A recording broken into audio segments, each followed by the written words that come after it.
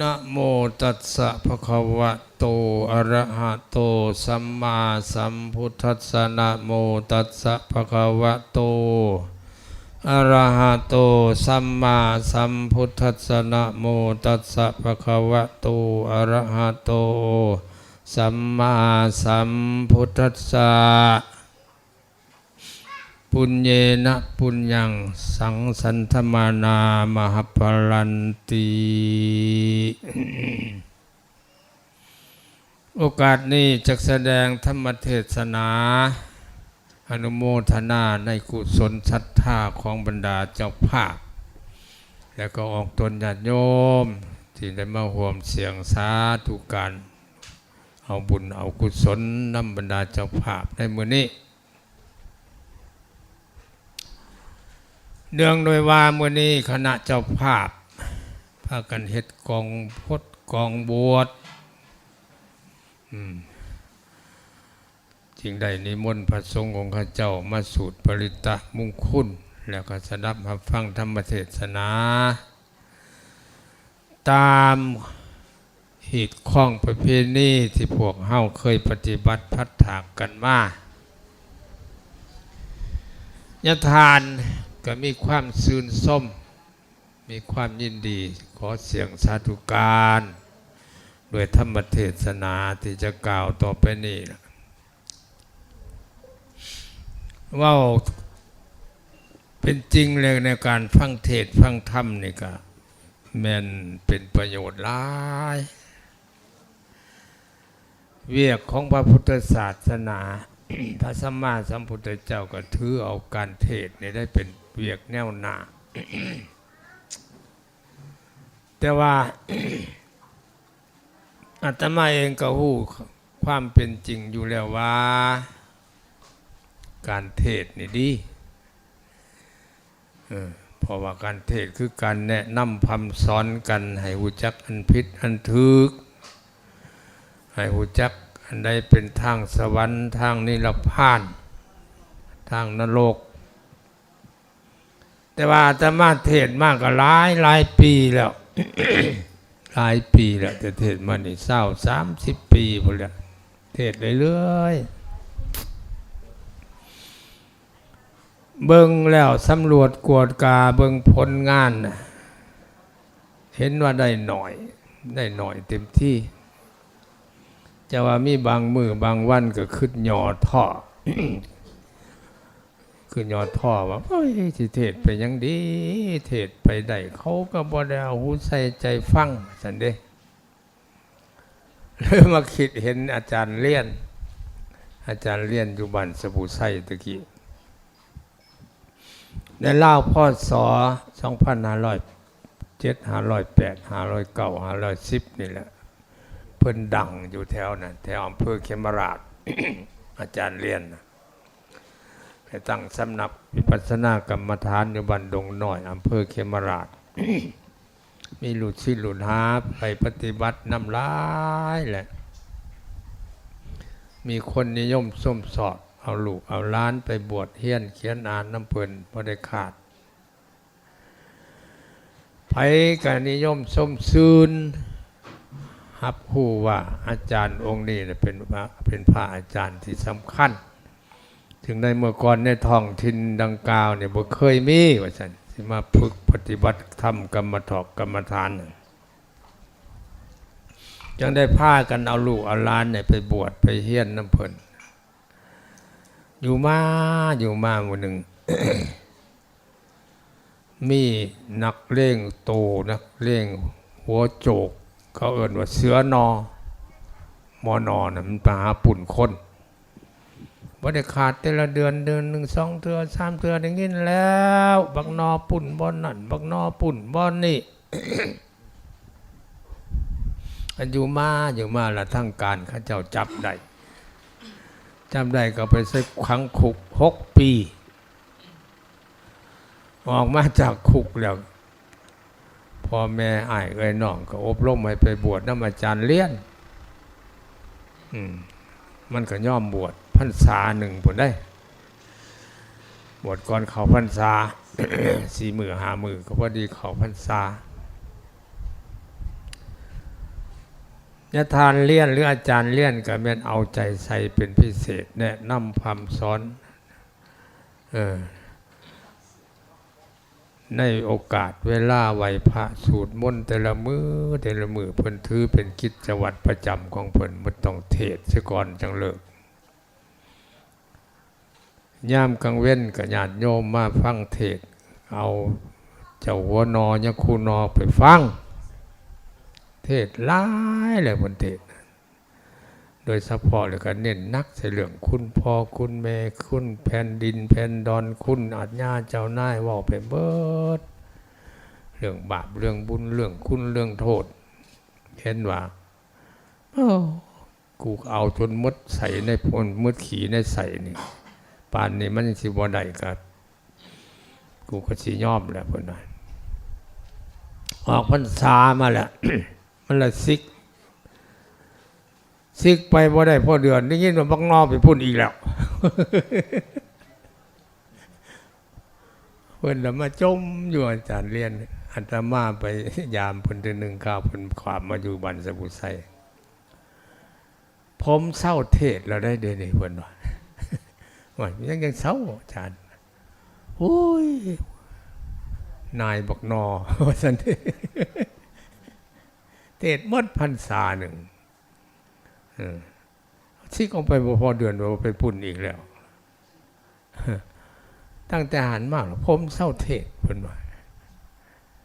คนเฮานี่มันสิดีมันบ่ดีมันก็ขึ้นอยู่กับโชคชะตาราศีบุญญาบารมีของไผของมันแต่ว่าน่ะบ่มันสิดีย้อนเทศดอกแล้วเว้าไปแล้วได้นี่นะมีความย่อท้อจิตใจก็เลยบ่เทศอีหลีได้หักให้ลูกเต้าสิโยมเทศอยู่เพิ่นเองเศร้าเทศนั่นอาจารย์เรียนนั่นอันนี้ก็อันตมาก็เลยบอกอย่าทานลืมเลยบอกพระพุทธองค์บรรทัดไว้บุคคลสี่จำพวกนั่นอุกติตัญญูวิปจิตัญญูนัยยะปัฏฐปรมะก็ผมก็บ่ได้ลืมแล้วมันหักเบื่อแล้ว เบิ่งไปเบิ่งมาคนบางคนเวลามาบวชน้ำเฮานี่หูได้แล้วอ่ะบัดซิกไปกินเหล้าเมายาอุ้ยสารพัดบางคนเวลามาบวชน้ำเฮาบัดอุ้ยดื้อคึกขนองเฮ็ดแนวพิษแนวนั่นแนวนี้บัดซิกไปตั้งขอบตั้งครัวบัดการกุ้งเฮืองสุขหังมังมีโยมันบ่ดีจนกูเทศตวาเดียวอาจารย์เรียนเพิ่นจมให้ฟังยะทานกับบางมือก็คือกันได้บางมือก็คือเทศบ่อนอื่นกับพ่อใดเรื่องอยู่ได้ประเทศตามบ้านนอกบ้านหน้า ไม่ออกบ้านนอกนี่หูอ่อนได้บ่ได้หูแข็งคือไม่ออกในเมืองไม่ออกในเมืองสวรรค์นี่ปู้ดึงจนหูลิก็บ่ไปหากไม่ออกอ่านบ้านแถวนี้ก็สิไข่แน่มันอยู่ขอบเมืองนะอยู่กับตัวกลางเมืองสวรรค์เนี่ยคุมบ้านไสยภูมิไสยมงคลบ้านยังแถวนั้นเบ้ย เอาว่าคือแนะนำคำสอนเรื่องการเฮ็ดบุญนี่แหละญาทานเคยเทศเรื่อยๆไปก็เคยอย่างนี้หนูญาทานเทศในเรื่องเฮ็ดบุญนะโดยการให้ท่านใดมันสิมีภาระหลายท่านใดบ่ได้ภาระเทศมันคุณแนวนั่นแหละของท่านที่จะให้ได้บุญหลายนั่นคือของที่ผู้รับได้ใส่ได้ซอยได้ประโยชน์ของที่เอาไปท่านนั่นถึงสิแม่นราคาสูงปานใดก็ตามแต่ว่าท่านไปแล้วไผก็ใส่บ่ได้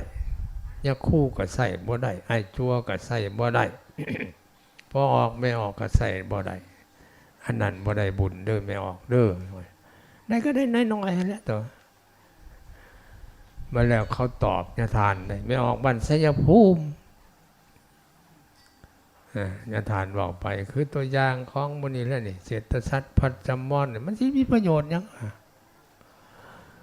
เอาใส่กองบุญมาเลิกกองบุญแล้วก็ไปแดกไว้อยู่ในโบสถ์คอยเต็มอัญญะอยู่ชั่วหน่อยก็บ่อยากใส่ยาคู่ก็บ่อยากใส่ไผก็บ่อยากใส่ก็มีอยู่ดอกบางครั้งบางข้าวเขาเจ้าอยากได้ไปเฮ็ดกองบุญตอนเขามาบูชาก็ได้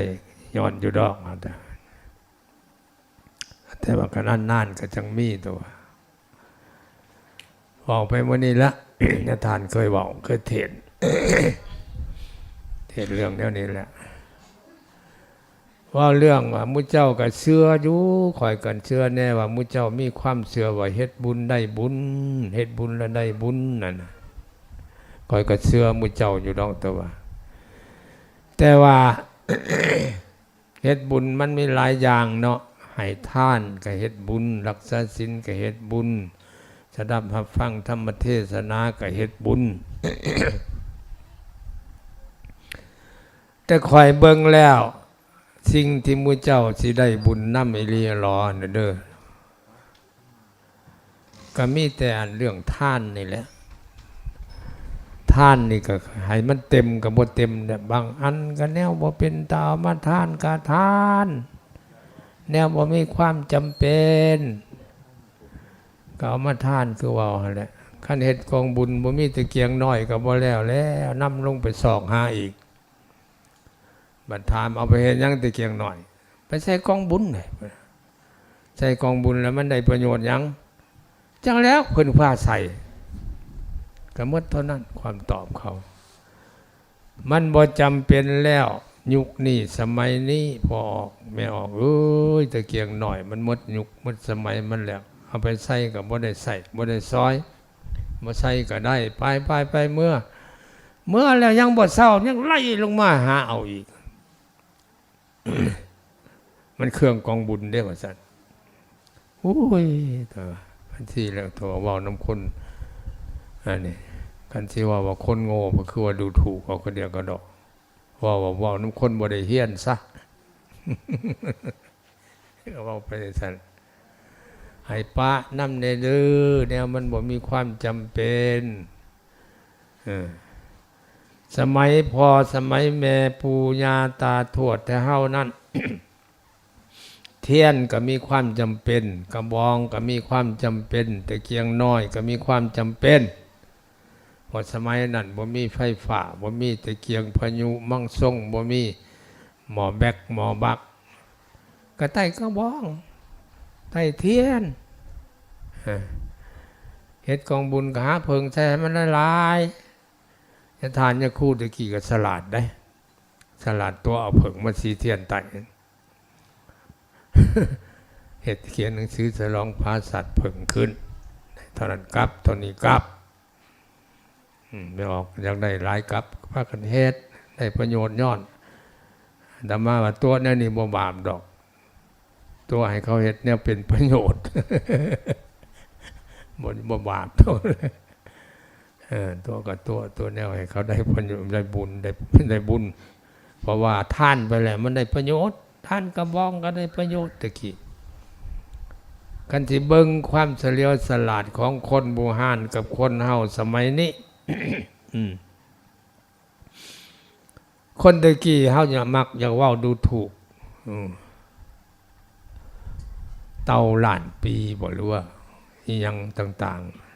ๆแท้ที่จริงมีบางเรื่องบางกรณีถ้าเฮานี่โง่กว่าเพิ่นได้โง่กว่าคนโบราณได้คนโบราณมีความฉลาดสูงกว่าเฮาได้ยกตัวอย่างคือการเฮ็ดบุญการให้ทานนี่แหละคนโบราณเพิ่นรู้จักเลือกการให้ทานไผกระเทศให้ฟังเรื่อยๆต้องเลือกเป็นของทานต้องเลือกอย่างเลือกวัตถุทานของแนวใดมันสิเป็นประโยชน์ของแนวใดมันบ่เป็นประโยชน์กันของบ่เป็นประโยชน์อย่าเอาไปทานเพิ่นก็บ่ได้ใช้คือว่านั่นแหละอย่างนั้นเป็นประโยชน์เพิ่นก็เลือกทานคนโบราณเพิ่นรู้จักได้เวลานี้เจ้าวัวโจเน่นไต่กระบอกพอออกไม่ออกกันพากันไต่กระบอก มันก็หากระบองใส่กันเทศเฮ็ดกันเทศเอากระบองใส่เฮ็ดกองอัฏฐะเอากระบองใส่เฮ็ดกระปึกเอากระบองใส่นอกจากกระบองแล้วก็เอาพึ่งเห็นบ่น้ำกองบุญเทียนกาดเทียนยวงเทียนจำต้นดอกไม้ไว้ต้นดอกพึ่งน้อยๆนะใส่ในหัวเม่งยะทานยะคู่ละไต่เทียนอ่านหนังสือไต่เทียนเฮ็ดเวียกเขียนหนังสือให้จัวบ่จะวัวหน่อยไต่กระบองเพิ่นเลือกท่านถือการถือสมัยเลือกของที่มันเป็นประโยชน์แก่ผู้รับยะทานเทศเนี่ยนี่นะเทศมาหลายปีแล้วเทศมาเฮิงแล้วแต่ว่าไม่ออกบ่เอาบ่เอายังเฮ็ดอยู่คือเก่าแล้วกองบุญมาลุงตุงติงซื้อเป็น 20,000 เป็น 30,000 บาทไอ้นี่กองกฐินเพิ่น 4-50,000 บาทเอาเงินใส่ซองไปถวายญาทานโลดจักว่าสิได้บุญหลายกว่าหันตัวแล้วเขาเจ้าตอบญาทานได้นี่ได้เขาตอบเฮ้ยอันใดก็สิให้ป้าอันใดก็สิให้ป้าอันใดก็สิให้ป้าเฮ็ดได้มันสิเป็นบุญว่านั่น แม่ออกเมืองสวรรค์มันก็เป็นแนวนั้น บัดนี้เอาบุญฟังเทศว่าสิได้เอาบุญนำการฟังเทศเฮ็ดแนวใดจังสิได้บุญญาทานการอธิบายหมดคุณแนวเลยแหละหมดใส่หมดพุ่งแล้วเอาเรื่องฟังเทศก็ได้ฟังเอาบุญเฮ็ดจังใดฟังเอากุศลเฮ็ดจังใดบุญเฮือนบุญซ่านในความมุ่งหวังในการเฮ็ดบุญเฮือนแม่นมุ่งหวังเพื่อว่าอยากได้ความเป็นสิริมงคลแก่ครอบแก่ครัวแก่ลูกแก่หลานในครอบครัวเฮือนซ่านเฮาหันให้พากันเฮ็ดมงคลนิมนต์ญาทานญาคู่ขึ้นไปสูตรปริตามงคลให้แล้วก็ฟังเทศฟังธรรมเทศกับหนังสือผู้เก่าเนี่ยเป็น100 ปีมาแล้ว1ปัญญาปรมี2อุณหัสสาวิสัย3สลากาลวิสสูตร4อาการวัตสูตร5ทิพมนต์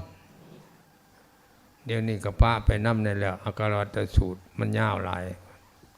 อันที่เอาหมดการแล้วก็รัตสูตร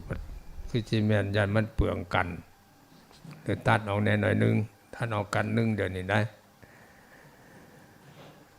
ยะทานก็ได้ชี้แจงแสดงสู่ฟังแล้วว่าจุดประสงค์ของการฟังเทศน์นั่นเด้อพระพุทธเจ้าวางไว้นะมีอยู่สองแง่หรือว่า2 ทาง 1ให้ฟังเอาบุญ2ให้ฟังเอากุศล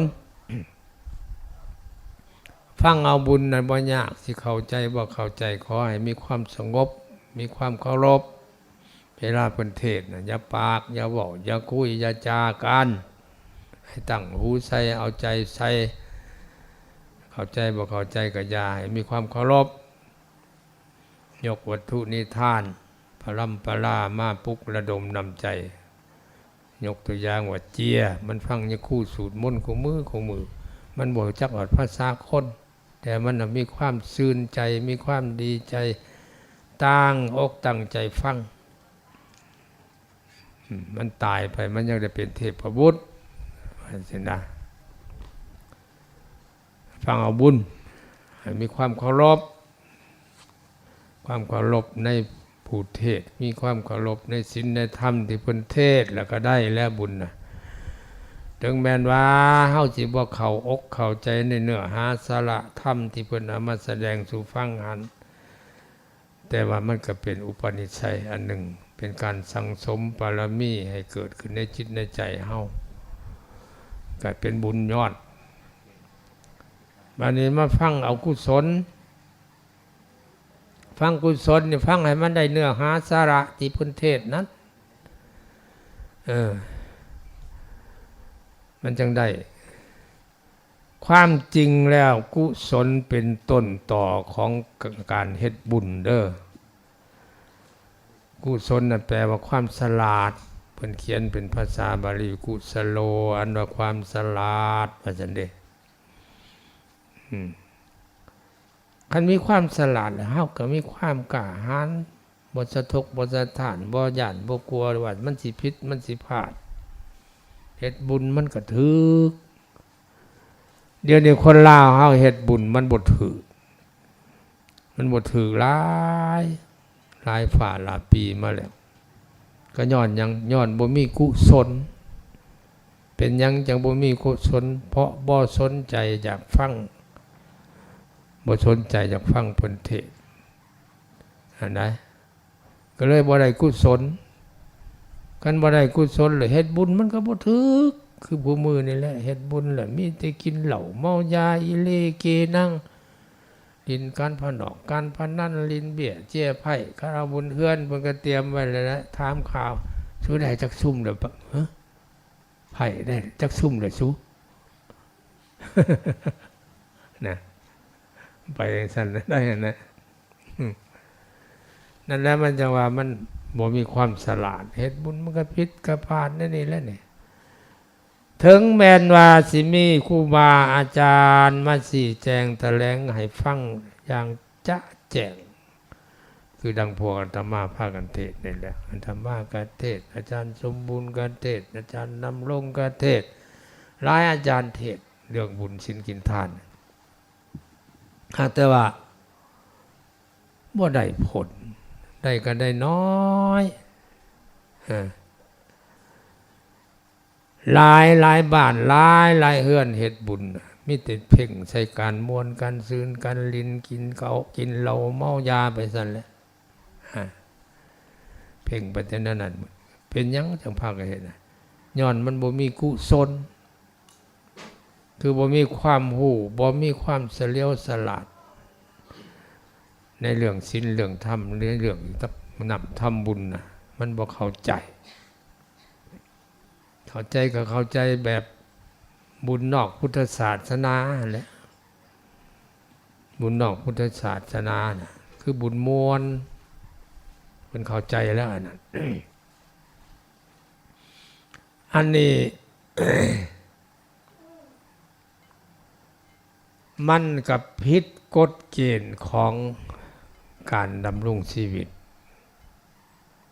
เอาบาปไปแลกบุญเอาบุญไปแลกบาปมันบ่ได้ไม่ออก เจ้าที่เอานกเป่าไปต่อนกเขาบ่ได้ได้คันบ่แม่นนกเขากับนกเขาไปต่อมันจังได๋จะเอานกเขาไปต่อนกกระทาก็บ่ได้มันก็ต้องไปตามสายของมันแล้วคู่มือในคนลาวเฮาเฮ็ดบุญมันเขาในลักษณะว่า เอากาไปต่อนกเขากาสิห้องอยู่หันมดมือนกเขามันก็บ่ลงพะเนียดให้ดอกห้องอยู่อากนกเขามันก็บ่หัวซ่าคันบ่แม่นนกเขากับนกเขา อันนี้มันการเฮ็ดบุญในบ้านเฮามันทำเขาทำนองเนี่ยทำนองว่าเอาบาปไปแลกบุญหรือว่าเอากาไปต่อนกเขาไม่ได้จะบันแล้วบัดถือข้าวตกทุกข์ได้ยากลำบากกากกรรมยอดโรคภัยไข้เจ็บหรือว่าเคราะห์เข็นเอ็นหายอันใดอันหนึ่งบัดตำน้อยคอยใจจมติบุญแล้วบัดนี้ได้เฮ้ยเห็นอยู่นะบุญนี่ครับบุญบ่เห็นค่ำบ่เห็นสู้บุญบ่เห็นอยู่บ่เห็นซองโอ้ยเอาละเบื่อแล้วแหละเบื่อบุญแน่ไปเลยได้อันนี้ มันเอากาไปต่อนกเขาแล้ว มันบ่ลงให้เจ้าเด้อ คันอยากได้บุญต้องเอาบุญไปต่อบุญเด้อไม่ออกฟังเป็นอยู่บ่บอกนั่นนี่ฮะฟังเข้าใจอยู่บ่ให้ได้เอาบุญไปต่อบุญ เฮาเกิดขึ้นมาเป็นคนสมบูรณ์ด้วยอวัยวะห่างกายทุกภาคส่วนบ่มีอันใดวิกลวิการแข้งขาตีนมืออวัยวะหูตายังก็สมบูรณ์เบิดบ่พิกลบ่พิการอันนั้นก็ได้ชื่อว่าเฮาได้บุญแล้วเฮามีบุญแล้วเฮาจะได้มาเกิดเป็นคนผู้สมบูรณ์ด้วยสุขลักษณะเราก็เป็นคนมีบุญแล้วบัดนี้เฮาเป็นจังซั่นแล้วเฮาก็เฮ็ดแต่บุญเรื่อยๆเฮ็ดบุญขึ้นได้เฮ็ดความดีบ่ว่าอยู่ในบาตรบ่ว่าอยู่ในเฮือนบ่ว่าอยู่ในไร่บ่ว่าอยู่ในนาเฮ็ดพยายามเฮ็ดแต่ความดีไปเรื่อยๆเอาความดีน่ะไปต่อเอาบุญบ่แม่นสิเอาความชั่วไปต่อเอาบุญมันบ่ได้เด้บุญต่อบุญยิ่งเพิ่มพลังเพิ่มกำลังเพิ่มผลดังพุทธภาษิตอาตมายกไว้ในเบื้องต้นนะว่าปุญเยนะปุญญังสังสันธมานามหัพพลังแปลว่า เอาบุญไปต่อบุญยอมได้ผลอันยิ่งใหญ่ไพศาลนะเอาบุญไปต่อบุญขึ้นอะไรก็เฮ็ดให้มันถึกตามคำสั่งคำสอนของพุทธเจ้านะคืออย่างนี้แหละนี่บุญมื้อนี้บุญกองบวชก็มีกองหดก็มีนะกองหดกองบวชก็มีและการเฮ็ดบุญมื้อนี้เฮาบ่มีมหรสพครบงานบ่มีเหล้าบ่มียาบ่มีไผบ่มีเบียร์บ่มีไผย่างการเฮ็ดอันบริสุทธิ์พุทธพองปราศจากสิ่งที่เป็นบาปเป็นกรรมนั่นแหละเพิ่นว่าเฮ็ดบุญ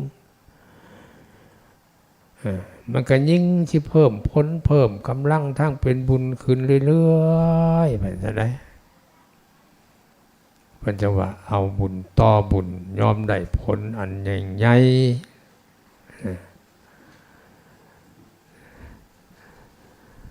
เอาบุญไปต่อบาปบ่เป็นเอาบาปไปต่อบุญก็บ่เป็นบ่ได้บ่มีจักเถื่อไปเสียเอาบาปไปต่อบุญได้บ่ได้ยกตัวอย่างให้เห็นกับหูกับตาดังที่คนลาวเฮาพากันเฮ็ดอยู่คู่มื้อนี่แหละอันนั้นแล้วเอาบาปไปต่อบุญความคิดความตั้งใจก็ว่าเฮ็ดบุญเฮ็ดบุญเฮ็ดบุญเฮ็ดบุญนะบัดเวลาลงมือเฮ็ดอีหลีล่ะเพิ่นบ่แม่นเอาบุญไปต่อบุญเริ่มสิเฮ็ดบุญศีลกินทานแต่ละเทื่อแต่ละที่ทันทีสิปรึกษาหารือกันว่าโอ้ยเอาบุญเฮาเนี่ยเฮาสิมนต์ทานได้มาเทศนาให้เฮาฟังเด้มนต์อาจารย์องค์ใดมาเทศให้เฮาฟังเด้บ่มีจักเถื่อไม่ออกฮะไม่แม่นนั่นว่ะ มีจักคนมีแต่คนคว้าคันประชุมกับปรึกษากันเอาบ่ให้ลำวงว่าหรือได้เอาบ่มาดนตรีเอาบ่มาลำเรื่องเอาบ่มาลำพญาเรื่องดังกล่าวนั่นว่าร่วมก็คือว่าความมวลความซื่นมโหรสพครบงานเป็นความมวลความซื่นความมวลความซื่นเนี่ยพุทธเจ้าตรัสว่าเป็นการเฮ็ดบาปได้แล้วเพราะว่าอยากได้บุญอยากได้บุญว่ะ อันนั้นแล้วเขาว่าเอาบาปไปต่อบุญมันได้จะได้ก็มีแต่ต่อเอาบาปหั่นแหละก็ยิ่งสิเพิ่มบาปขึ้นไปเรื่อยๆหั่นแหละ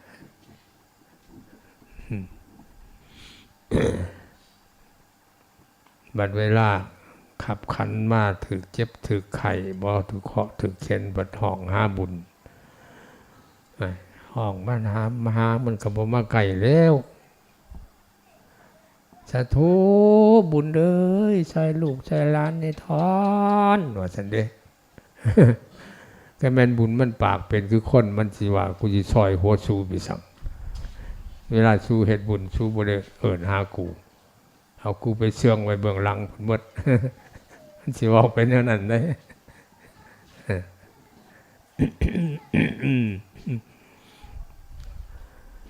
ให้เอาบุญต่อบุญไปเรื่อยๆเด้อไม่ออกเด้อเขาจะได้บุญเป็นที่เพิงเห็นอะไรเฮ็ดบุญก็เฮ็ดขึ้นนี่แหละตัวอย่างมื้อนี้อันนี้ขอสนับสนุนขออนุโมทนาต่อคณะเจ้าภาพที่พากันเอาบุญต่อบุญ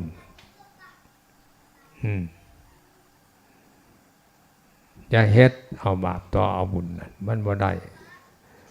ก็ย้อนแนวนั้นแล้วประเทศชาติลาวของเฮาจังว่าตกอยู่ในฐานะเป็นประเทศด้อยพัฒนาล้าหลังทั้งที่เฮ็ดบุญอยู่คู่มือครับบ่กาดกุ้งหุงเฮืองน้ำเขาจักเถื่อก็ย้อนยังย้อนเอาบาปไปต่อบุญมันบ่ได้คือว่ามันแหละสิเอากาไปต่อนกเขามันบ่ลงให้เจ้าเด้อเอากาไปผูกไว้ในพระเนียดมันห้องอ่างมืดมือจ้างนกเขามันสิลง ไม่ออกญาทานเทศนี่คืนวันไหนอยากหายญาทานอยู่บอกเฮ้ไม่ออกบ้านสยามภูมิหายเรื่อยได้หายญาทานมือหนึ่งขึ้นไปให้บุญคนตายคนไกลวัดนั่นแหละบอกซื้อดอกอยากได้เข้าสิบิดใส่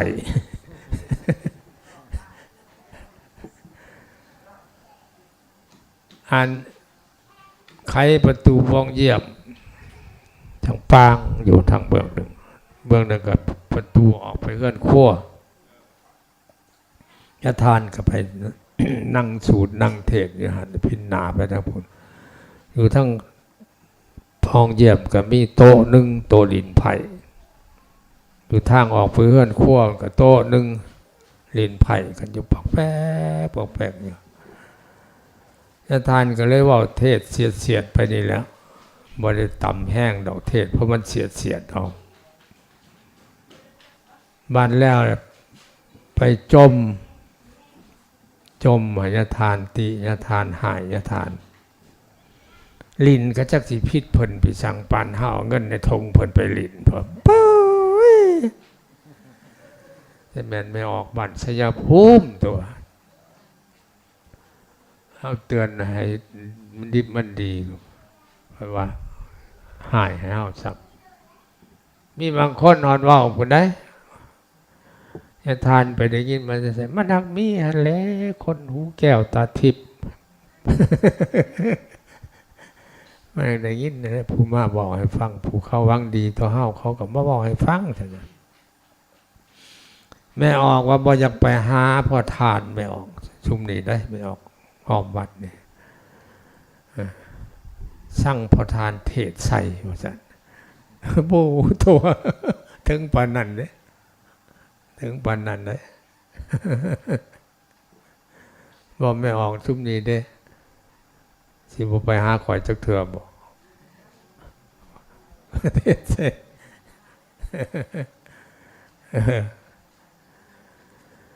แต่ว่าญาทานกับบทอกบทถอยเทศไปเรื่อยๆจังซี่แหละถือกติของญาทานมหาปานวัดโสปหลวง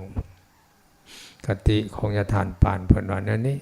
เข้ากำมือหนึ่งวันไปมันก็สิมีแต่ว่าเม็ดมันเกิดเพิ่นว่าได้เม็ดใดมันตกถึกดินถึกน้ำถึกปุ๋ยมันก็สิเกิดเม็ดใดมันข้างค้อนข้างตอก็นกเอาไปกินมดเอาไปกินก็ยามันซาเพิ่นว่านั่นญาทานปานนั่นญาทานก็ถือกติอันเดียวเทศไปจังซี่ละว่าเลยว่าเรื่องเพิ่งเทศบางอย่างเนี่ยว่าสิว่าเรื่องเทศว่าพระท่านสุดโง่ไปทั้งใหม่ เอาบุญย้อนฟังเทศนะมันก็บ่ได้แล้วฟังก็บ่ได้กุศลย้อนบ่มีกุศลคือดังว่าแล้วเฮ็ดบุญมันก็ผิดก็พลาดไปแล้วว่าเ เทศหนังสือผูกเก่าจักต่อได้100 ปีต่อได้เส้นคนปัญญาปารมีอุณัสสาวิไสสลาอากาทิพมนเทศอยู่จังซั่นแล้วบัดถามเอาความรู้ความเข้าใจในเรื่องปัญญาปารมีว่าแนวใดในเรื่องหนังสืออุณัสสาวิไสเพิ่นมุ่งสอนว่าแนวใดไม่รู้จักไม่ออกพังเทศปัญญาปารมีตั้งแต่วทกำปั้นจนหัวงอกดอกพ้นได้ความรู้นำปัญญาปารมีแนวใดแดได้ความฉลาดนำปัญญาปารมีแนวใดแดบ่จักแล้วหันบ่จักฟังเฮ็ดหยังฟังเอาบุญเฮ้ยมันเท่านั้นแต่ว่าฟังเอาบุญทานก็โอ้ยคอยเบิ่งแล้วมุเจ้าฟังเอาบุญก็บ่ได้ดอกตัวสิวันนี้มีความเคารพจังนี้เดี๋ยวนี้พระมาติด หนังสือทิพมนต์ให้ดีผู้ใดเทศน์เฮ็ดเสียงเยินเล่นเสียงแน่โอ้ยเพิ่นเองนั่นแหละมื้อเช้าว่านนี่ขึ้นบุญงานนั้นเขาเจ้าเอาดุกเนี่ยพวรก็ถาดขึ้นไปหั่นจำเป็นว่าเทศ2กันปัญญาปารมีกับอุณัสสาวิไสเวลาว่ายังอยู่ได้ทิพมนต์เด้แต่งแล้วได้แต่งเครื่องแล้วทานก็บ่เทศบ่ได้บ่ทิพมนต์บ่แล้วแต่งแล้วเพราะว่าเอาแต่งกะเทศซะอย่าคู่ไว้ว่าซั่นเว้าตามความเป็นจริงแล้วลักษณะในการฟังเทศทิพมนต์นี่มันเป็นอาการของเด็กน้อยเป็นอาการของเด็กน้อยอย่าทานจะมาบ่ให้สิฟังก็ฟังแต่อย่าเฮ็ดแนวนั้นอันนี้วานข้าวสารบ่แม่นข้าวตอกเนาะตะกี้เพิ่นเขาเจ้าขัวข้าวตอกวานเดี๋ยวนี้เพิ่นขี้คั่นขัวข้าวตอกมันบ่มีข้าวเปลือกเอาข้าวสารมาห่อใส่เอาเงินห่อข้าวสารวานกันว่าซั่นแหละบ่อนว่าฝนหาแก้วตกลงมาในวงภาษาราชวังของพญาเวสสันดรพังเมื่อเป็นราศีสิกใหม่เสด็จจากป่าไม้เข้ามาเมืองแก้วอันนั้นแก้วอันนี้แล้วแก้วพระพาวงศ์แก้วมณีพุงรัศมีแก้วพิราบคุณคามากอีหยังวะน้าแม่วันใหม่วานโคบกับญาติกันแล้วนี่เด็กหน่อยญาติเงินกันแล้วตัวญาติกันแล้วก็เอามาเบิ่งเลขมันได้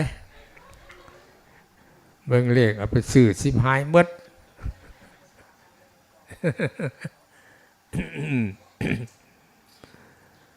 ญาทานว่านับถือวัดถือว่าถือศาสนามาเป็นจักเท่าใด100 ปีมาแล้วคนลาวเฮาแต่ว่าบ่ใหญ่จักเถื่อ ยังเป็นอาการของเด็กน้อยอยู่จังซี่แล้วคันเฮ็ดบุญแล้วต้องเอาลิ้นมาเฮ็ดเอาความลิ้นมาเฮ็ดอันนั้นแหละคืออาการของเด็กน้อยมันสิเฮ็ดหยังมีแต่มันลิ้นนั่นแหละอันนี้กันคนลาวเฮาเฮ็ดบุญศีลกินทานก็เฮ็ดแบบเด็กน้อยแหละคือฟังเทศน์นี่ฟังอันอื่นก็บ่สนใจปานใดกันฟังทิพมนต์เป้าเพิ่นสนใจนะเพิ่นอยากม่วนเพิ่นอยากลิ้นคือเด็กน้อยนะ ถ้าเฮ็ดได้แล้วเว้าไปหลายก็เว้านำคนบ่มีการหำเฮียนมันก็ยากกันแล้วไปมากก็เอาเฮ็ดก็ให้เขาเฮ็ดซะไปแม่นความเขาบ่แม่นเงินในทงเฮา เราไปเลยก็แต่ว่าอย่าฆ่ากันเด้ออย่าตีกันเด้ออย่าปุ่นอย่าวีอย่าลักอย่าซกกันเด้อก็เอาละเอาสำนึกกันได้ว่าความเป็นจริงก็ยังให้ปรับปรุงเปลี่ยนแปลงไปนำแดหันและพิธีกรรมในการตักนำทำบุญแต่ว่าที่ว่าประเทศมาหลายฟ้าหลายปีบ่ได้ผลกับบ่ท่านปฏิเสธว่ามันบ่ได้ผลแต่อาตมา สิ่งซ่อมเบิ่งสำรวจโกฎกามก็เห็นว่ามีผลหลายเติบนะมีหลายขอบขั้วงั้นศพบ่เราเอายามางั้นบ่ไผ่เอาเบียร์มาลินหลายแล้วทั้งเชโนก็มีได้แล้วหลายเฮือนแล้ว2เฮือน3เฮือนทั้งเมืองเฮาก็มีไปนำได้แล้วเฮ็ดบุญบ่ได้มวนบ่ได้ซื่นนี่ก็มีมาแล้วหลายบ่อนแล้ว ทั้งบ้านนอกบ้านหน้านี่ก็ลดพรย้อนค่ายไปหลายเติบย้อนพวกญาทานพากันเทศความจริงและยายพากันคิดเนี่ยเด้อจึงไปว่าเคยได้แน่นี่เคยแนวนี้เคยแนวนี้เคยก็จริงอยู่แต่ว่าความเคยเฮานั่นมันก็บ่จีรังยั่งยืนมันมีการเสื่อมไปมีการเปลี่ยนแปลงไปมีการเสื่อมไปทุกสิ่งทุกอย่างตกอยู่ในกฎเกณฑ์ของอนิจจลักษณะมันบ่มันบ่เที่ยงถึงข้าวมันสิไปกับต้องให้มันไปตัวนี้ไปเฮาเอาตัวใหม่มาปรับปรุงอันใหม่ขึ้นให้มันดีขึ้นกว่าเก่าไปเรื่อยๆอันนี้ทั้งที่ว่ามันหมดยุคมัดสมัยมันหมดคุณภาพมันแล้วเฮาก็ยังสิจมเสียดายมันเฮ็ดหยังพาให้มันไปตามกฎเกณฑ์มันซาเพิ่นอยากพาเปลี่ยนเพิ่นอยากพาแปลงก็แสดงว่าเพิ่นเห็นว่ามันหมดคุณภาพแล้วก็พากันหันพากันเปลี่ยนเรื่องเฮ็ดบุญศีลกินทานนี่ตัวอย่างบ่นี่อาจารย์สมบูรณ์เพิ่นพาเฮ็ดนี่บ่มีเศรษฐศาสตร์พัสมรมีอยู่บ่เศรษฐศาสตร์ฮะให้ได้มันสิเป็นซั่น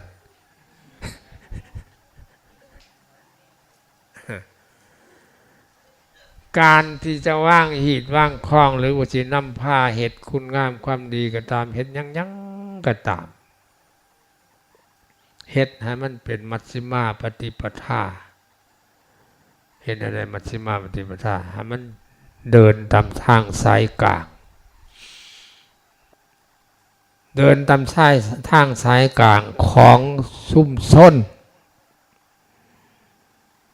เรื่องเฮ็ดอีหยังนี่เฮ็ดแนวจบแนวงามแนวดีแนวดีเฮาเฮ็ดลงไปแล้วมีผู้อยากเฮ็ดนำเราได้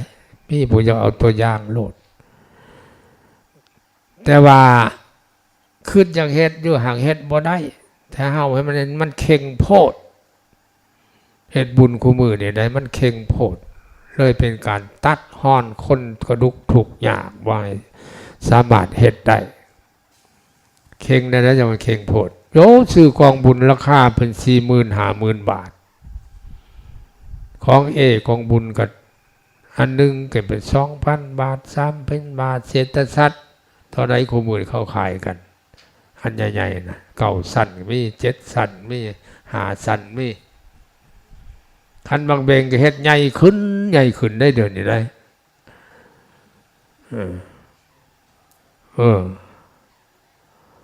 เห็นบักใหญ่แล้วคันบางเบ่งเหมือนกันคันบ่เฮ็ดใหญ่ผัดราคาผัดมันบ่สูงถ้าเฮ็ดแต่มันใหญ่ๆราคามันจึงสูงคู่หนึ่ง 3,000 บาทพุ่นอันนั้นแหละจะว่าจะทานว่ามันเฮ็ดเข่งโพดแต่ผู้ทุกข์ผู้ยากเขาก็จักเฮ็ดบุญแต่ว่าโอ้ยเฮาเฮ็ดบ่ได้แล้วเฮาบ่มีคือเพิ่นสิเอาเงินใส่ไปซื้อไปถามมึงแล้วกองหนึ่ง 30,000 บาทพุ่นได้เพราะว่าก็เลยบ่มีผู้เฮ็ดแล้วนี่เห็นบ่ยกตัวอย่างคือกองกฐินเดี๋ยวนี้ตามบ้านนอกขอกหน้านี่ บ่มีแล้วกฐินนะมีก็มีไปแต่เมืองพี่แล้วยังเฮ็ดได้เป็นยังไทเมืองเขาเฮ็ดได้เพิ่นมีเงินนี่แหละอันหนึ่งอันสองมากกับเพิ่นก็บ่ไปคบบ่ไปงั้นพี่น้องป้องปายก็บ่มาแย่อยู่แย่กินปานใดทางบ้านนอกเฮานี่บ่ได้แล้วเฮ็ดกฐินกูมื้อเดี๋ยวได้คันบ่แม่นทั้งลูกหลานอยู่เมืองเมื่อสู่เฮ็ดยังยากแหละเป็นหยังเพราะมาเบิ่งไทยเมืองเฮ็ด แต่เมืองเฮ็ดแล้วโอ้ยกองกฐินเพิ่นกองบักใหญ่เครื่องเครื่องประดับมีหอดเศรษฐศาสตร์พัดจันทร์ม่อนอีหยังมักตุ่มมักปัดสารพัดหยาบอยู่เฮาให้ได้สิเฮ็ดได้นั่นเฮ็ดบุญก็ดีเฮ็ดนี่ยังก็ดีอย่าไปตันทางเพิ่นเด้ออย่าตันทางเขาให้ปล่อยทางให้เขาไปน้ำเฮาให้มันได้นะคันเฮ็ดแบบสบายเฮ็ดแบบง่ายๆจังซี่ได้หลายคนเฮ็ดได้ เฮ็ดให้มันยอมลงไปเท่าใดแห้งหลายคนได้เฮ็ดผู้ขายก็แห้งสิได้ขายหลายเห็นไหมแต่ว่าเฮาบ่เดินทางสายกลางสายกลางคือหมายความว่าเฮ็ดลงไปให้เป็นตัวแบบตัวอย่างให้คนทุกสันคนเฮ็ดน้ำเฮามันได้บ้านนอกเฮ็ดน้ำกันได้ในเมืองเฮ็ดน้ำกันได้คนห่างเฮ็ดน้ำกันได้คนทุกข์เฮ็ดน้ำกันได้อันนั้นจะว่าเป็นฮีตเป็นข้องอันดีอันงามเฮ็ดได้แต่เจ้าผู้เดียวไม่ได้สิว่าเป็นหีดข้องอันดีอันงามมันบ่แม่นหีดข้องดีงามแล้วหั่นเฮ็ดบุญตันทางเพิ่นจะไปเฮ็ดนั่นได้ไหมจะไปเฮ็ดแนวนั้นความเผื่อแผ่หรือว่าความเสียสละบ่หมายความแต่บ่หมายเพียงแต่ว่าเฮาจกเงินในทงเฮาไปซอยเขาผู้ทุกข์ผู้ยากหรือให้ผ้าให้แพร่ให้เงินในท้องเขาวิชาความรู้สติปัญญาก็เสียสละให้เขาเฮ็ดนั่นนี่บ่แม่นเสียสละได้กอบโกยผู้เดียวได้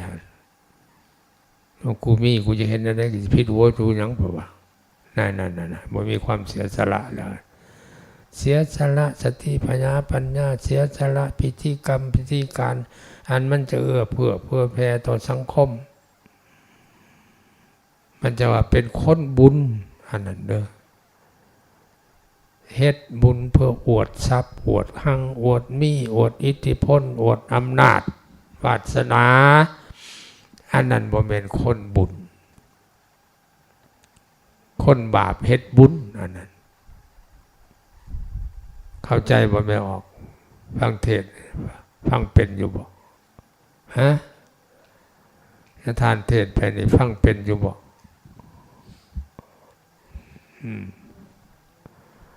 แล้วสิเฮ็ดน้ำยาทานอยู่บ่ฮะโอ้ยว่าคันไปเฮ็ดคือจะทานเว้าก็รักอ้ายเขาแล้วว่ายังอายเขาอยู่บ่วะเมืองของบุญเพิ่นเรื่องมามีโตปฏิเอาตั้งแต่ผ่ากับบาทคำมอนด้วยหนึ่งบทสนะอันหนึ่งตลบัดอันหนึ่งเกิบคู่หนึ่งเฮ้ยหยาดมูดูถูกป่าวะเฮ็ดเด้อไม่ออกเด้อเฮ็ดบุญคือญาทานเว้านั่นเด้อมันจังบ่ตันทางผู้อื่นเฮ็ดรู้ลาก็เดียก็ดอดผู้อื่นก็อ่อนซ่อนอยู่ดอกเห็นได้เฮาสิได้เฮ็ดน้ำเพิ่นนั่นนะเอาละมื้อนี้เนาะเทศน์สำนี้เนาะไม่ออกเนาะพอแล้วญาทานก็เมื่อยตะเกียวสินอนแล้วได้ให้คุณบุญโทรไปจะในหัวเมื่อมาฮะอย่ามาแล้วจังให้อาจารย์ดำรงเพิ่นเทศน์ยังมีนายอันอยู่ดอกสำหรับอาตมาให้ธรรมเทศนาเพื่ออนุโมทนาในศรัทธาของบรรดาเจ้าภาพในมื้อนี้เห็นสมควรแก่การแก่เวลาขอยุติธรรมเทศนาไว้แต่เพียงเท่านี้ ที่สุดนี้อาตมาขออาราธนาเอาอนุภาพพระพุทธพระธรรมพระสงฆ์ว่าพุทธานุภาเวนะธรรมานุภาเวนะสังฆานุภาเวนะโดยอำนาจพระพุทธเจ้าพระธรรมเจ้าอนุภาพพระพุทธเจ้าพระธรรมเจ้าพระสังฆเจ้าและอนุภาพบุญศีลกินทานที่เฮาทั้งหลายได้สั่งสมอบรมไว้ในอดีตก็ดีปัจจุบันนี้ก็ดีจงรวมมาเป็นก้อนบุญใหญ่ๆจับกระหม่อมจอมขวัญสู่เจ้าเน้อ สา ให้ทุกเจ้าอยู่ดีมีแห้งสุขภาพเข้มแข็งอายุหมันขวัญยืนสุขหังมังมีการกุงงูเฮืองในภพอันตนคนแล้วเถิดแล้วจนตราบเต่าเข้าสู่นิรพานพุ่นเทิน สาธุสาธุสาธุ